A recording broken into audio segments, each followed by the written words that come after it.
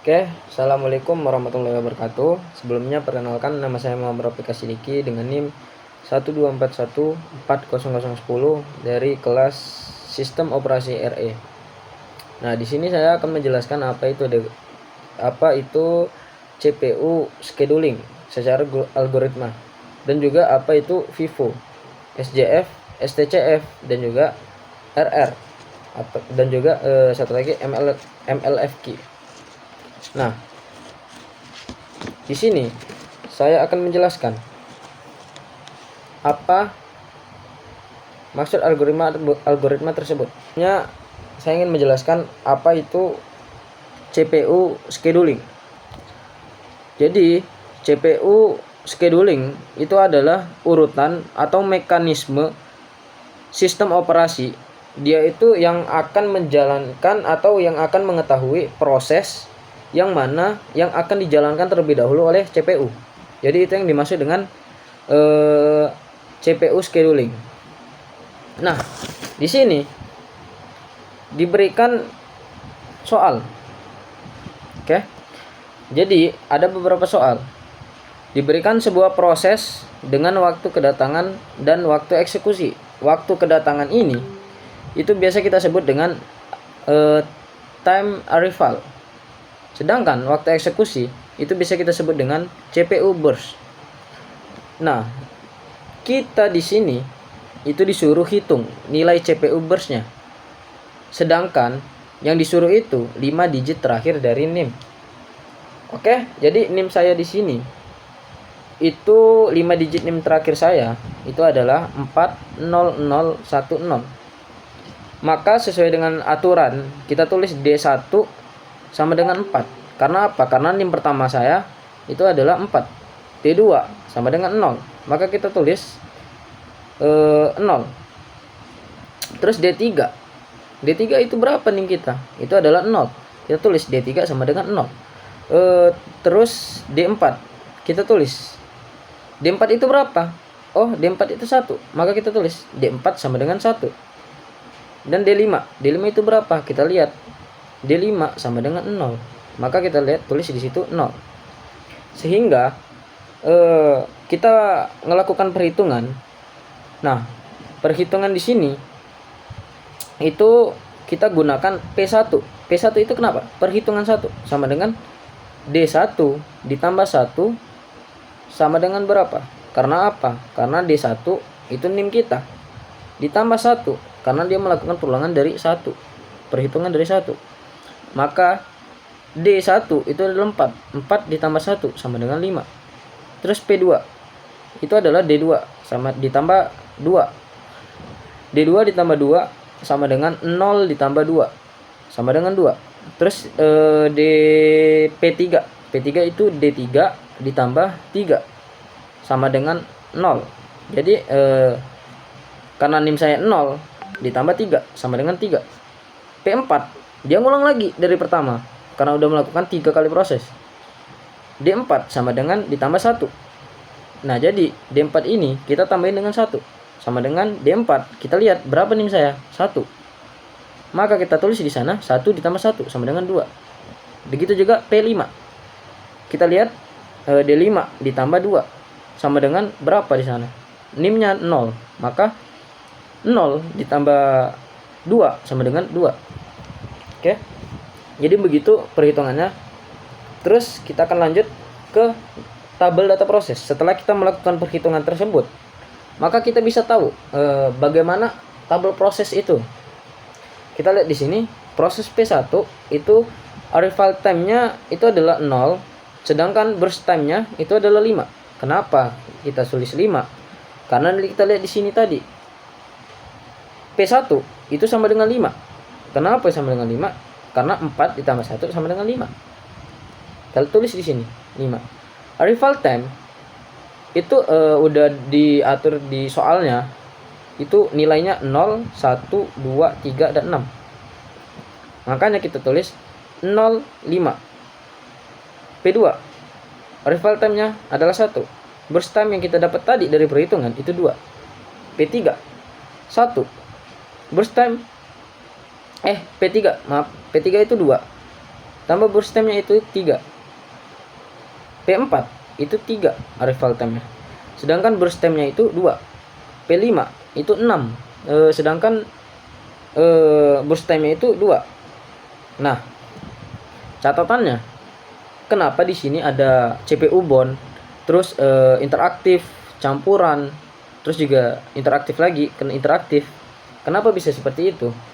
Karena yang namanya interaktif ini, dia lihat yang mana nilai burst time yang paling kecil. Jadi kita lihat di sini, 2 sama dengan P4, P5 itu sama, 2 semua nilainya.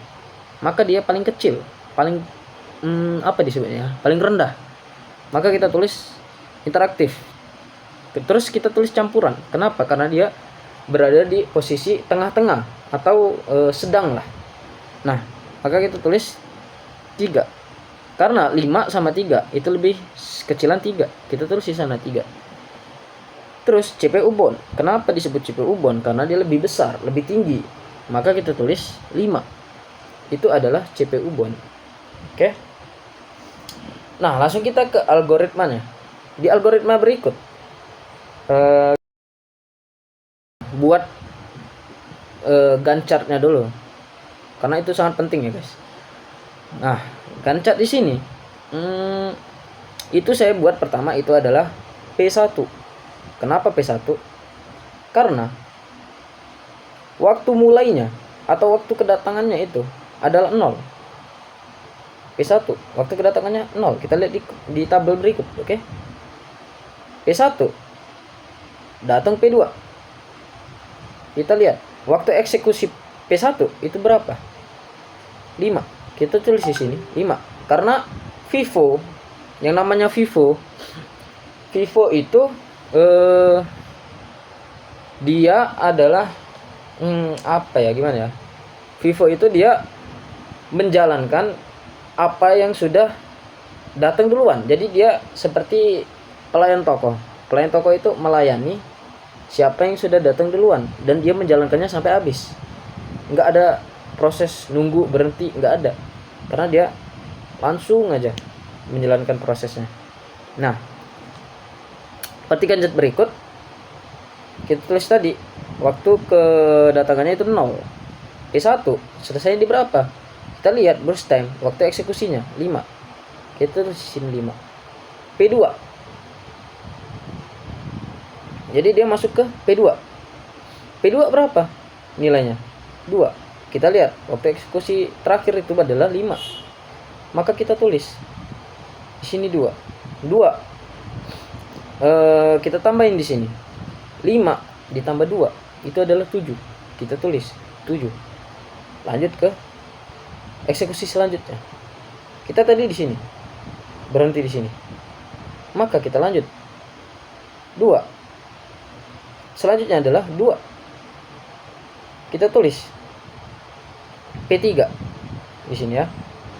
Karena ini FIFO, jadi dia tidak peduli, dia melanjutkan terus siapa yang datang terlebih dahulu. Maka kita tulis di sini 3 burst time-nya. Jadi 7 ditambah 3 itu 10. Oke. Terus lanjut ke P4. P4 itu apa? Nilai arrival time-nya itu 3. Maka kita tulis 10 tambah 3. Kenapa 3? Waktu kita lihat, waktu kedatangannya itu 3. Kita lihat, ini udah lebih dari 3. Maka burst time-nya itu 2. Kita lihat 10 datanglah P4. Maka dia ditambah 2. 10 ditambah 2 12. Yang kelima juga P5. Dia berhenti di sini. Terus dia menjalankan waktunya lagi. Waktu kedatangannya itu masuklah P5 karena waktu eksekusi selanjutnya itu adalah 5. P5 ini. Maka kita tulis P5. Kita lihat burst time di sini. P5 itu berapa? 2. Maka kita tulis 12 ditambah 2 berapa? 14. Terus kita bikin turnaround time-nya. Nah, turnaround time itu rumusnya itu adalah TT atau waktu selesai dikurang dengan waktu kedatangan. Maksudnya itu arrival. Jadi P1 kita lihat P1 itu hasilnya waktu selesainya berapa? 5. Tulis di sini 5. Dikurang 0. Kenapa 0? Karena waktu arrival di sini adalah 0. 5 dikurang 0 sama dengan 5. Kita tulis 5. P2 itu kita lihat selesai berapa? 7. Kita tulis 7 dikurang 1. Kenapa 1? Arrival time-nya lagi 1 sama dengan 6. P3 kita lihat P3 itu selesai di 10. Kita tulis 10 dikurang berapa arrival time-nya? 2. Maka kita tulis 10 dikurang 2 sama dengan 8. Maaf. Terus jadi P4 itu berapa? 12. Kita tulis sini 12 dikurang 3 sama dengan 9. P5 14 dikurang 6 sama dengan 8. Nah, kita cari average-nya atau rata-ratanya. Rata-rata turnaround time ini sama dengan berapa? 5 ditambah 6 ditambah 8 ditambah 9 ditambah 8. Terus dibagi dengan 5. Kenapa di sini dibagi dengan 5? Karena yang namanya average itu dia akan menyelesaikan berapa kali eksekusinya? 5. Di sini ada 5. Maka dia ditulis dibagi dengan 5. Hasilnya 72. Nah, terus respon time. Respon time di sini sama, hampir sama rumusnya. Itu TT sama dengan, tapi respon time itu adalah waktu mulai, waktu dia direspon dikurangi dengan waktu kedatangan. Nah, waktu dia mulai itu berapa waktu dia direspon? P1 0. Maka kita tulis 0 dikurang waktu kedatangan berapa? 0. Maka kita tulis 0 dikurang 0 sama dengan 0. P2 itu berapa waktu kedatangannya? 5. Kita tulis sini 5 dikurang dengan 1. Kenapa 1? Karena arrival time tadi sama dengan 4. Nah, terus P3 itu berapa? 7. Tulis di sini 7 dikurang waktu kedatangan berapa? 2 sama dengan 5.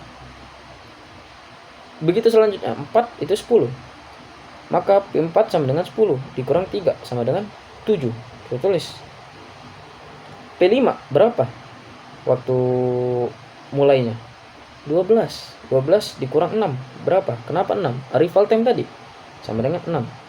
Maka kita tambahin 0 ditambah 4 ditambah 5 ditambah 7 ditambah 6 dibagi dengan 5. 5 tadi apa? Average tadi sama dengan 4,4. Maka yang didapatkan oleh Vivo itu 7,2 dengan 4,4 rata-ratanya.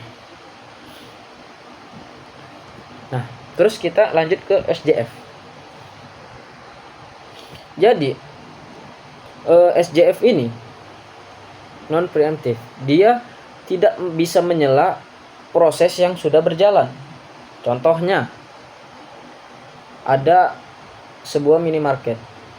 Dia ada yang membawa trol gede.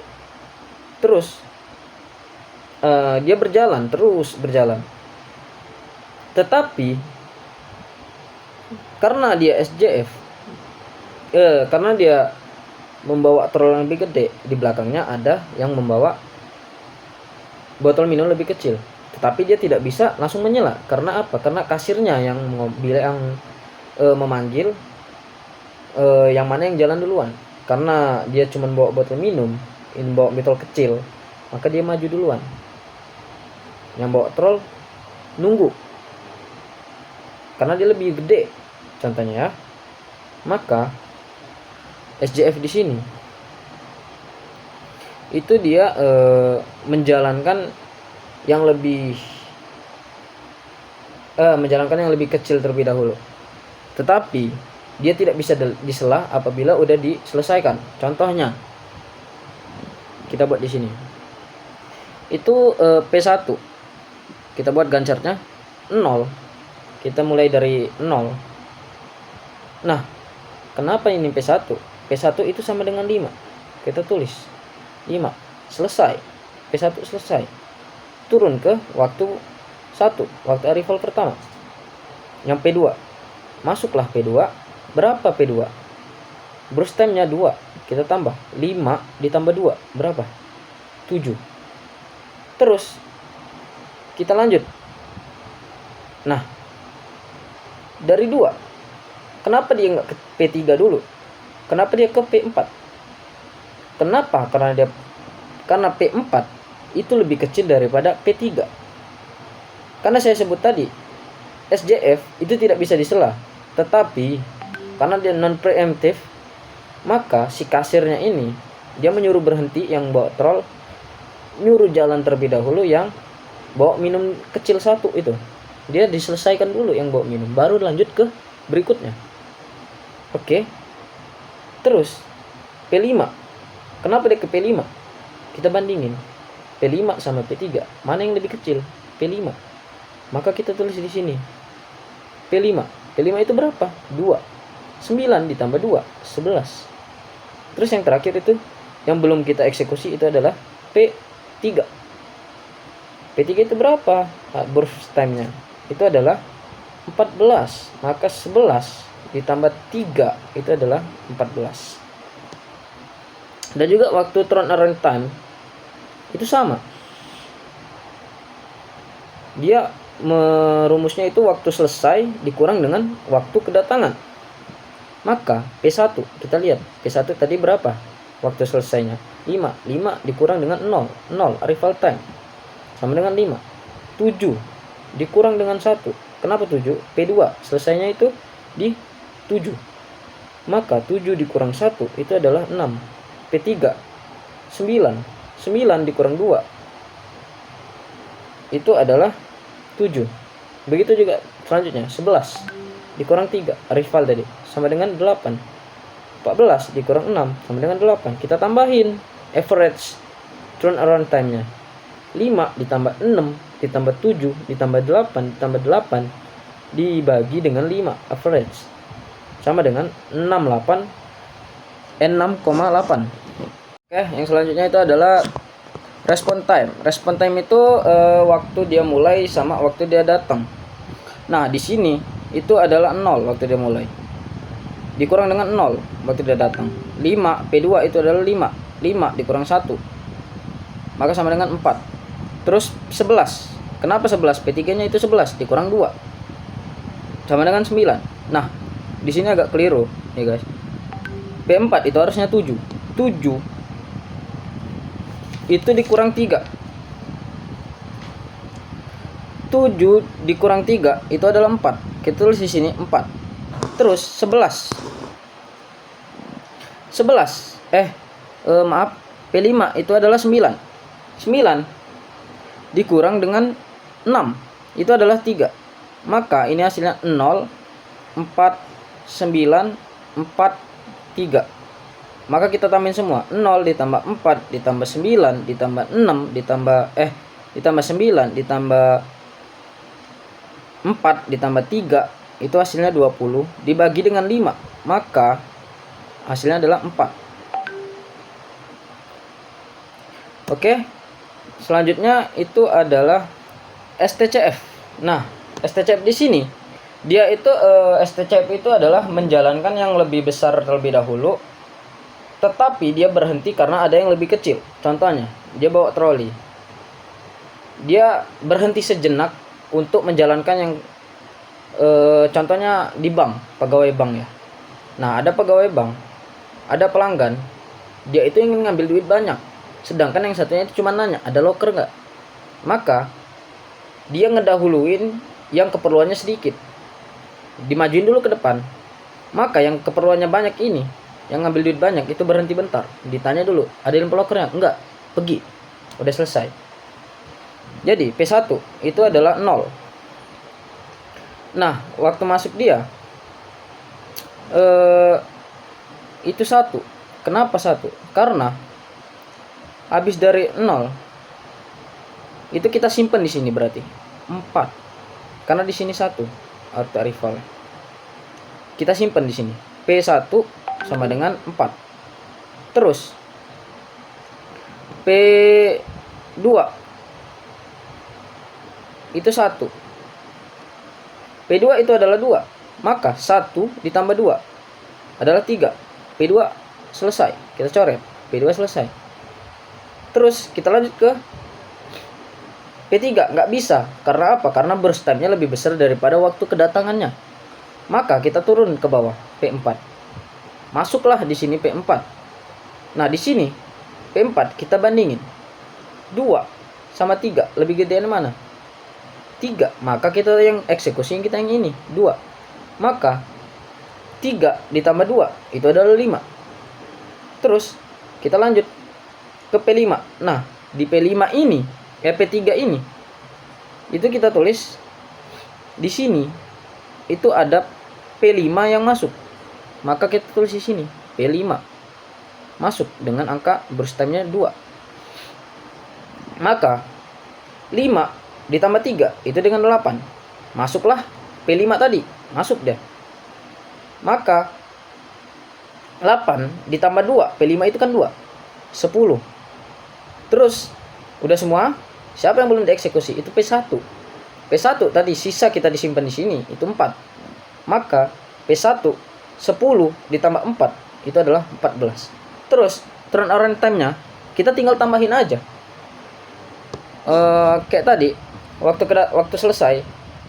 Jadi average-nya itu adalah 14 ditambah 2 ditambah 4 ditambah 5 ditambah 4 lagi. Hasilnya adalah dibagi 5, maka hasilnya 8. Terus respon time. Nah, respon time di sini itu adalah waktu mulainya. Waktu mulainya itu 0. Terus waktu mulai P2 itu adalah 1. Waktu mulai P3 itu adalah 5. Waktu mulai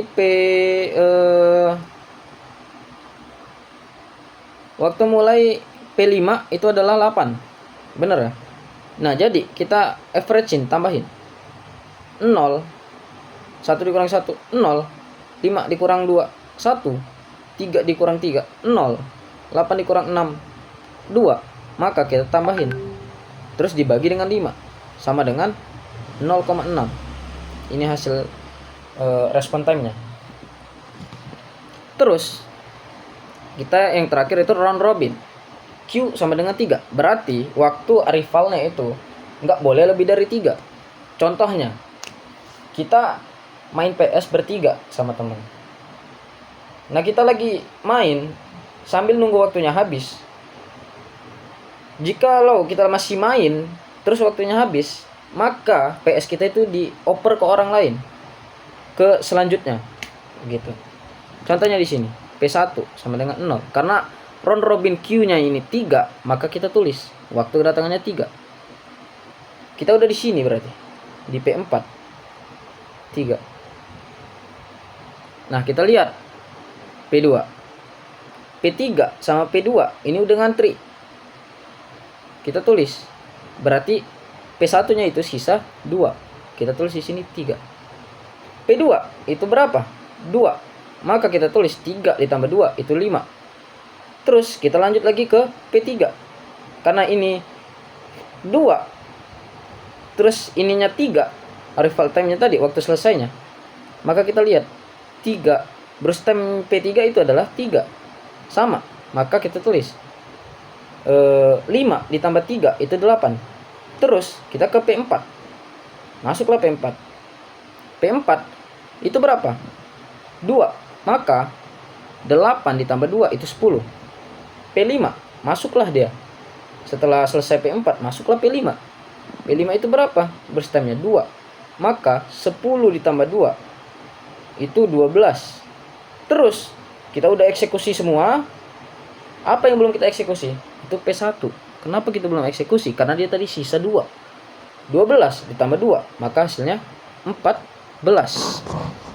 Nah, terus di sini turnaround time-nya kita tambahin waktu selesai sama waktu kedatangan ya, jangan lupa ya.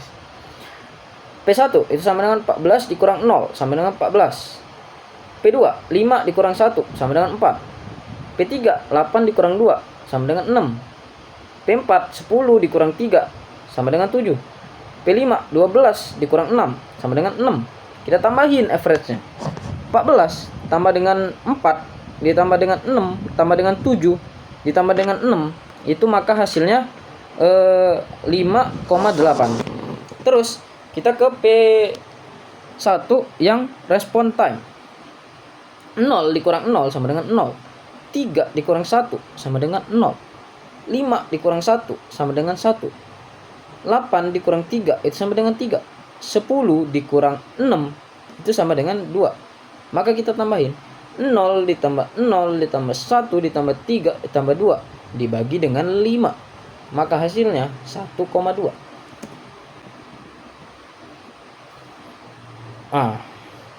Terus di sini itu adalah algoritma mana yang terbaik. Jadi algoritma terbaik itu adalah round robin. Kenapa turn around time round robin lebih terbaik? Karena kita lihat di sini. Nah, di sini round robin itu lebih kecil 5,8 dibandingkan dengan yang algoritma yang lain.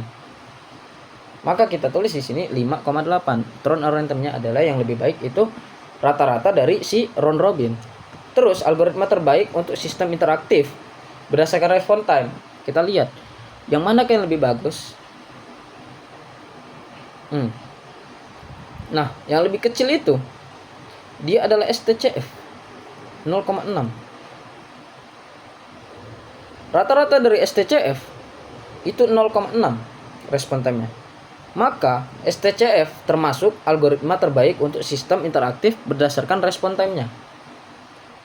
Lanjut, trade-off nyata. Oke, trade-off nyata di sini itu kita bandingin trend of time sama respon time. Maka kita bandingin Vivo sama STCF. Nah, kenapa kita bandingin itu? Karena proses Vivo itu dia menjalankan P1-nya itu dia dijalanin langsung sampai selesai tanpa antrian selanjutnya, tanpa berhenti.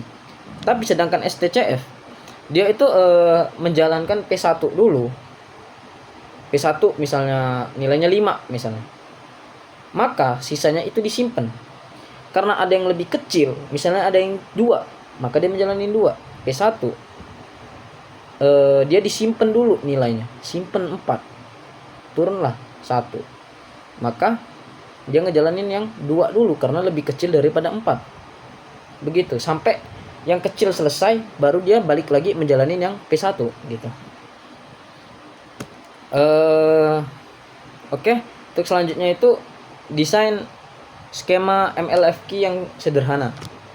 Kenapa di sini MLFQ yang sederhana itu level 1-nya itu ada round robin, level 2-nya itu round robin, yang Q-nya 5, terus yang terendahnya itu Vivo. Karena apa? Karena Vivo dia menjalankan yang lebih besar langsung saja. Maka hasilnya dia bakal lebih tinggi. Meskipun dia cepat selesai, tapi hasilnya tinggi, besar. Sedangkan round robin yang Q-nya 5, dia langsung langsung ke antrian 5. Maka dia akan cepat menyelesaikannya, maka dia di tengah-tengah nilainya. Sedangkan round robin Q3 dia tinggi. Karena apa? Karena dia menyelesaikan yang antrian dari 1 sampai 3 dulu, maka yang lain 3-nya antri. Terus dia menjalankan yang Q3-nya itu, maka yang besarnya itu disimpan dulu, terus dia jalanin yang kecil sampai selesai prosesnya. Karena apa? Karena MLFQ itu CPU bondnya itu ditinggal. Kalau dia udah ketemu CPU bond, dia nggak bakal dilanjutin, dia bakal berhenti selamanya. Mari kita baca di sini, seluruh proses wajib masuk ke antrian prioritas tertinggi. Kenapa? Karena proses di round robin Q1, Q3 itu semuanya masuk. Dia ngantri, dia nunggu, semuanya masuk. Terus jika sebuah proses menghabiskan jatah kuantum penuhnya CPU bond, proses tersebut akan diturunkan prioritasnya ke level berikutnya. Kenapa? Karena Vivo itu dia menjalankan CPU bond, maka dia lanjut ke selanjutnya, ke level selanjutnya. Terus maka dia bakalan ke level yang paling rendah. Harusnya balik lagi ke CPU bond yang kecil, bukan yang besar. Karena aturan ini memastikan proses berat yang terjebak di prioritas terendah, level 3 misalnya. Dia prioritas terendah. Kalau misalkan dia prioritas terendah, dia tidak akan mati kelaparan. Karena dia tetap jalan. Karena kalau ke level 3 itu kemungkinan dia kalau nunggu lama, dia kan tidak akan dieksekusi, akan ditinggal selamanya. Oke. Maka dia itu akan sistemnya akan mereset ke secara berkala sehingga proses itu dijamin ditarik kembali ke level 1. Nah, referensi bisa dilihat di sini. Kalau misalkan referensi dari kampus, saya belajar dari Pak Martin dan juga Pak Wayan yang telah ngajarin kelas saya, itu di kelas RE. Terus ini referensi dari Google ya. Kalau kita lihat referensi dari buku Google, kayak di buku-buku yang ada tentang CPU burst, tentang algoritma, itu ada di sini. Oke, mungkin cukup sekian presentasi dari saya. Kurang dan lebihnya saya mohon maaf yang sebesar-besarnya. Apabila ada salah kata saya mohon maaf. Saya tutup, saya akhiri. Wassalamualaikum warahmatullahi wabarakatuh. Terima kasih banyak.